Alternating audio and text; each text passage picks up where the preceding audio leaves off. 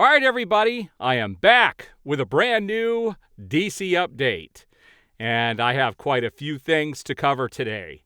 And as you guys saw by the title and the thumbnail for this video, that it is likely that we've got one person leaving the DCEU only to enter the DCU under a different character. And it looks like Warner Brothers is going to be sold like I had predicted all along. But we're going to take a look at a few things here. So let's jump into these videos that I have grabbed since my last video. All right, so the first photo I have here is that James Gunn says he will announce more Superman Legacy castings when the strike ends. And yes, he did come out and say this. He said he's got a slew of things to announce once the strike ends with the actors, and that is not expected to happen anytime soon, guys. This is expected to go into January and possibly even into February. But nobody knows for sure. Maybe they'll come to an agreement much sooner.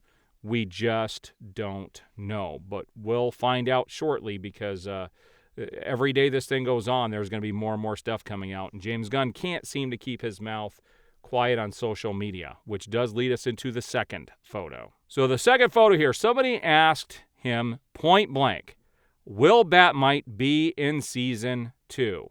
And James Gunn said, as much as you know I love Mite, no. He's not debunking that Mite's going to be the one that could switch this over to the DCU. He's not debunking that, even though that is out there and floating around. He's just simply saying Mite isn't going to be in season 2 of Peacemaker. Doesn't mean it's still not going to go down the way people are describing it's going to go down or assuming it's going to go down. We just don't know.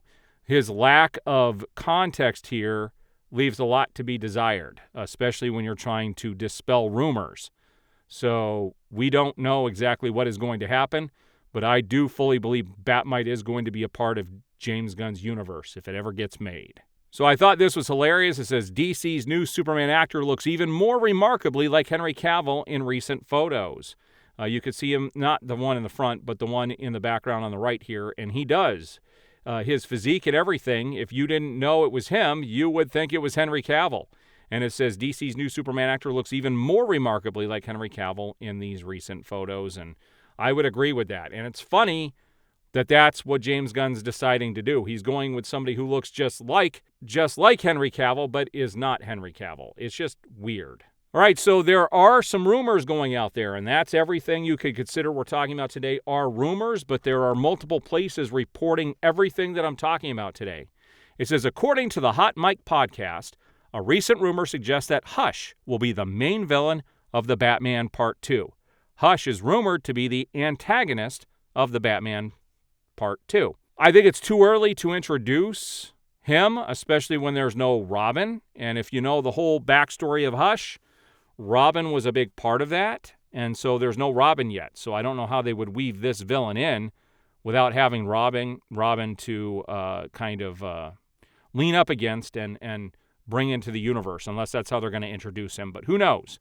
Out of all of the DC projects coming out, this is the only one I'm really looking forward to. The Joker 2, somewhat. I don't like the fact that it's going to be a comedy, but I'll still go see it. This here is really the only thing I'm excited for. That's pretty sad because I didn't really care for the first one all that much, although I enjoyed it and I do own it. It's not my favorite Batman by far, and to say that this is the only thing I'm really interested in that's coming up, that tells you a lot about what's going on with DC currently. Now here's some concept art that was released that was supposed to be a part of, supposedly this was a part of either Aquaman 2018 or was going to be part of the new Aquaman movie, but this is some art, some concept art that was released to the public. I'm hoping that this wasn't done by AI, but you never know. But this looks pretty cool. And there's another photo here to look at as well. You got the flying fox. So this would be basically the attack coming out from under the sea. This would be pretty cool. But, we don't get to see the cool stuff because DC or Warner Brothers likes to cancel all the cool stuff. Now, this made me laugh. Talk about some shill trying to look for a job under DC. Moon Knight director thinks James Gunn is a much greater artist than Zack Snyder. And I don't know who's seen Moon Knight. Moon Knight was one of the only Marvel shows that I was able to watch all the way through on Disney Plus. And I got to tell you, not much of a director, this guy. Whatever his name is, I don't remember his name, but he copped out on a lot of the action in the show. So this guy can't direct any type of action, I can tell you that. So for him to come out and make comments, I don't think he's an authority in any way, shape, or form. All right, so that leads us to the two biggest stories of the day. Breaking news is that Jason Mamoa is reportedly out as Aquaman, but will instead play Lobo for DC. Aquaman actor James Mamoa reportedly in talks to be recast as Lobo for Superman Legacy. I don't think there are talks happening. I think this has already happened if it is going to happen. Because we remember that cryptic video that he released months and months ago about his future in the DCU, and he was pretty excited. And Lobo is his favorite character, and if you look at him, he was born to play that role. How he was cast as Aquaman in the first place is a little weird, although he did a great job as the character under the tutelage of Zack Snyder, but then when other directors take charge, they turn him into a joke. And so I'd be running away from the character of Aquaman myself if that's how they were going to treat the character after doing this great introduction for him. So it's pretty sad to see, but this is more than likely happening. And it's more than likely happening for Superman Legacy, which goes back to the fact that James Gunn can't just do a movie about Superman. He's got to have all these other freaking characters in it. He can't just do a Superman movie. He's not capable of doing a single superhero film. He's just not. So here is the biggest story of the day. Warner Brothers expected to be sold to new owner, possibly Universal, according to a new report. Warner Brothers could potentially be sold in the next 2 years to Universal. And we don't need to go through this because it's got a lot of fluff in there. But basically, this is saying what I have been talking about for a long time. And let's talk about what this actually means. I have long predicted that Warner Brothers was going to be sold specifically to Universal. And I laid out the stuff that I've learned during, research and things that have happened in the past. And the biggest clue to this is the fact that they had Christopher Nolan at Warner Brothers and they were trying to coax him back.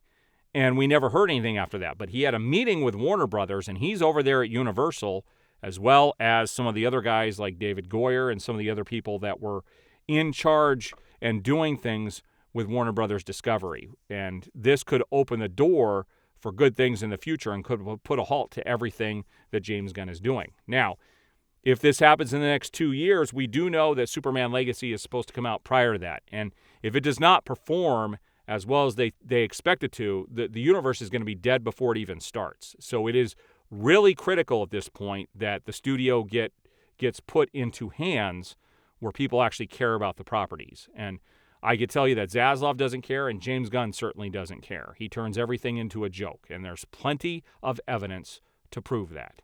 So everyone says, wait until he does something. I've seen his stuff. I've seen Peacemaker. I've seen The Suicide Squad. The guy just can't do anything serious. He just doesn't have it in him. He's never directed a serious movie. And so I don't have any hope for the future. I just don't. I'm still going to cover everything, but it's just one of those things. I just don't understand how people can be excited for this new universe. And one of the things that's really interesting about this is they're allowing the Batman universe to continue, and there's going to be a Penguin TV show and a bunch of stuff coming up for that I'll be covering.